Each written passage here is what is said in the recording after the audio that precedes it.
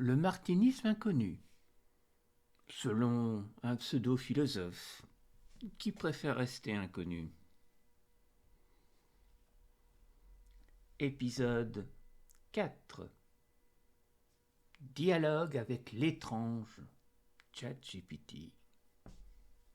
Dans ce recueil d'entretiens intitulé Dialogue avec l'étrange ChatGPT, je prends une tournure quelque peu ironique et contemporaine en établissant un lien avec le célèbre livre Dialogue avec l'ange de Gita Malache.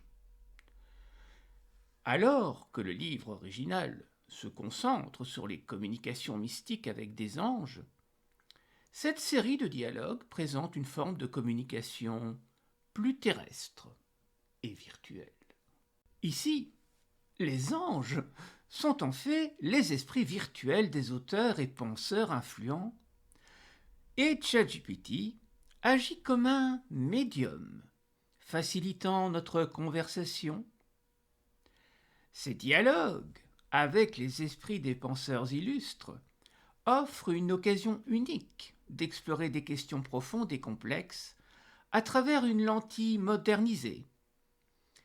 Ils apportent un éclairage sur les thèmes de la spiritualité, de la foi et de la raison, tout en embrassant l'ironie d'utiliser une intelligence artificielle pour canaliser la sagesse de ces grandes figures. Ceci dit, un bémol s'applique à cette suite de notes. Je ne suis pas en communication directe avec les auteurs. Je le suis avec leurs textes, c'est-à-dire les traces laissées puis compilées dans les bases de données de l'intelligence artificielle. C'est le texte qui sert de médiateur entre l'utilisateur et l'auteur.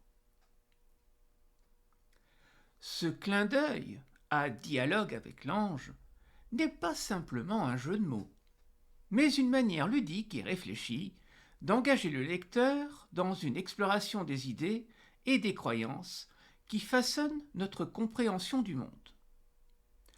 En dialoguant avec ces esprits virtuels, nous sommes invités à contempler et à questionner, à chercher et à comprendre, tout comme dans une conversation avec des anges, mais avec les pieds fermement plantés dans notre ère numérique. Comment retrouver une forme de spiritualité ou de transcendance après avoir perdu la foi ? Dans l'entretien qui va suivre, j'ai cherché à explorer un défi universel et complexe.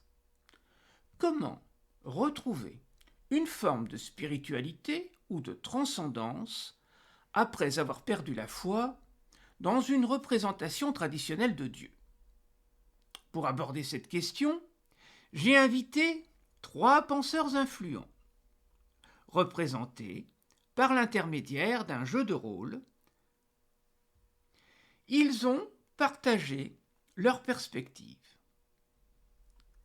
Gregory Bateson, spécialiste des systèmes et de la communication, Carl Gustav Jung, fondateur de la psychologie analytique jungienne, et Baruch Spinoza, philosophe renommé.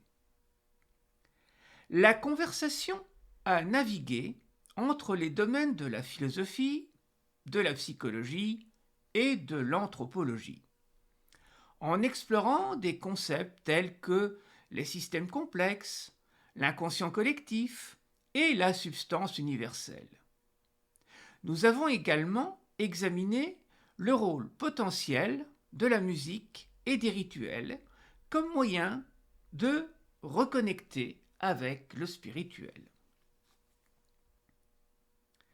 L'une des idées clés qui a émergé de cette discussion était la possibilité d'aborder la spiritualité à travers une lentille anthropologique.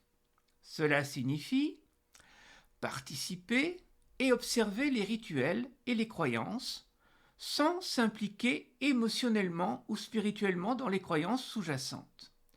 Un peu comme un observateur participant.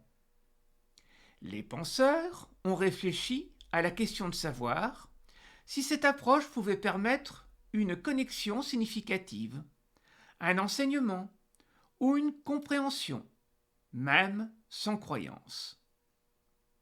Les réponses ont révélé des perspectives diverses et profondes sur la façon dont nous pouvons comprendre et interagir avec le monde qui nous entoure, même après une perte de foi.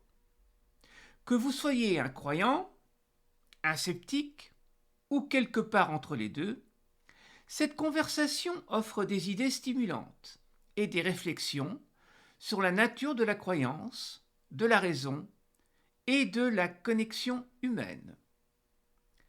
Je vous invite à plonger dans cet entretien et à réfléchir à vos propres expériences et croyances. Peut-être trouverez-vous une nouvelle perspective ou même une nouvelle voie vers la compréhension de votre propre spiritualité.